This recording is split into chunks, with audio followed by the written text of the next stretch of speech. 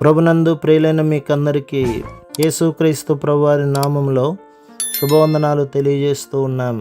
దైవ సేవకులు బ్రదర్ భక్త సింగ్ గారి పరిచర్యలో నుండి అలసిన వాణిని ఓరడించు మాటలు. డిసెంబరు 25. మీ సంతోషము పరిపూర్ణమగుటకై మేమీ సంగతులను వ్రాయిచున్నాము. యోహాను రాసిన మొదటి పత్రిక 1వ అధ్యాయం 4వ వచనం. ప్రభు యొక్క సంతోషము ఎంతో గొప్ప సంతోషము. అది మనకందరికీ గొప్ప పరిమాణములో ఇవ్వబడినది. అయితే ఆ దూత, భయపడకుడి, ఇదిగో ప్రజలందరికీ కలగబోవు మహా సంతోషకరమైన సువర్తమానము నేను మీకు తెలియజేయుచున్నాను.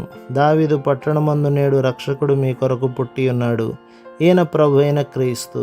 లోకాసువార్త 2వ అధ్యాయం 10-11 వచనాలు.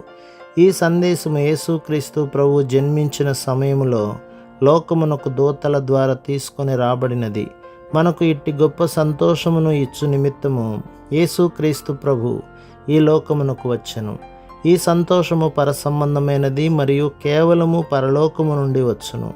రెండవదిగా ఈ సంతోషము దైవ సంబంధమైన అధికారముతో మానవాళికంతటికి పరలోకము నుండి పంపబడినది. ఈ సంతోషము సమస్త జనములకు చెందినది. ఇది ఏదో ఒక జాతి ప్రజలకు చెందినది కాదు. దేవుడు బైబిల్లో చెప్పుచున్నది నిశ్చయముగా సత్యము. అందులో ఏ మార్పు లేదు. సమస్త జనములు అనగా అన్ని దేశములకు చెందినవారు, అన్ని భాషలు మాట్లాడు వారికి, అన్ని తరముల వారికి, అన్ని విధముల జీవన శైలి గలవారికి, చదువుకొనిన వారికి, చదువు లేని వారికి, చిన్న పెద్ద వారికి, గొప్పవారికి, పేదవారికి, తెల్లవారికి, నల్లవారికి అని అర్థము. ఈ సంతోషం అందరూ పొంది అనుభవించగలరు. నెహెమ్యా గ్రంథం 8వ అధ్యాయం 10 చివరి భాగములో ఈ విధముగా చదువుదుము. యెహోవా యందు ఆనందించుట వలన మీరు బలమొందుదురు. ఒక పాపి తన పాపములు ప్రభువైన యేసుక్రీస్తు యొక్క ప్రశస్తమైన రక్తములో కడుగుబడి పాప క్షమాపణ పొంది ప్రత్యేకమైన పరసంబంధమైన సంతోషమునకు పాత్రుడగును. ఒకరు ప్రభువు మహిమార్థమై జీవించిన ఎడల ఆ సంతోషం అధికమగును. ఒకసారి మనము ఈ సంతోషమును పొందిన ఎడల దినదినము మరి ఎక్కువగా దీనిని అనుభవించదము.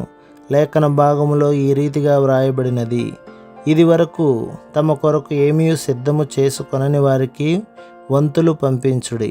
మరొక విధముగా చెప్పవలెననిన పరసంబంధమైన సంతోషమును అనుభవించి రక్షించబడిన వ్యక్తి తన అనుభవములను ఈ సంతోషమును పొందకుండా బాధలో ఉన్న వారికి అందించును.